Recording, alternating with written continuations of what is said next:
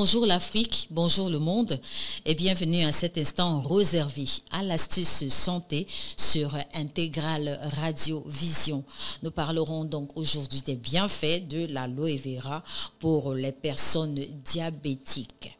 Quand on parle de personnes diabétiques, ça fait bien évidemment référence au diabète. Le diabète qui est donc un groupe de maladies qui se traduit par un taux trop élevé de sucre dans le sang. Il en existe deux types. Donc le diabète de type 2 qui affecte la manière dont le corps régule le taux de sucre dans le sang et le diabète de type 1 qui est une maladie chronique où le pancréas produit peu ou pas d'insuline. L'insuline, qu'est-ce que c'est l'insuline? L'insuline, c'est cette hormone naturellement produite par les cellules bêta du pancréas.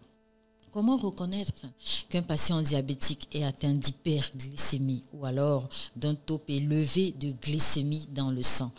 Alors, il convient d'observer un certain nombre de symptômes qui vous donneront, n'est-ce pas, une information selon laquelle il y a un taux élevé de glycémie dans le sang. Ces symptômes sont entre autres une soif intense, des envies fréquentes d'uriner, une vision courbe, une fatigue anormale, une perte d'appétit,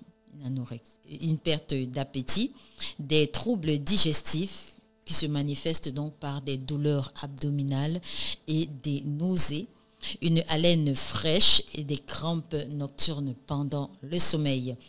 Il est normal donc pour un diabétique qui présente ces symptômes de se faire consulter par son médecin traitant ou alors de se rendre dans une unité de santé pour un suivi médical approprié. Entre-temps, donc, on peut avoir recours à la pharmacopée traditionnelle pour soulager le patient parce que tous ces symptômes-là le mettent dans un état second et il ne peut à un moment pas pouvoir se déplacer pour se rendre à l'hôpital. Alors, à un moment donné, on a recours donc justement à la pharmacopée traditionnelle où on aura besoin de 2 tiges d'aloe vera, et d'1,5 litre d'eau. Donc, ces tiges d'aloe vera, on va les rincer. On va enlever les parties épineuses sur les bords et on va découper ces 2 tiges-là en dés qu'on va introduire dans une bouteille d'eau d'1,5 litre et laisser reposer pendant 12 heures. Le patient diabétique va donc prendre un verre le matin à jeun et un verre le soir au coucher. Ça permet donc ce process-là de baisser le taux de glycémie et de permettre aux patients diabétiques de pouvoir se rendre chez son médecin à un moment donné. Les spécialistes pensent d'ailleurs que la consommation régulière de l'aloe vera stimule la sécrétion d'insuline, qui est donc cette faculté spécialement utile pour des personnes souffrantes du diabète. Autre chose, c'est que le diabète, c'est une maladie dont les patients peuvent en souffrir pendant plusieurs années, voire toute la vie.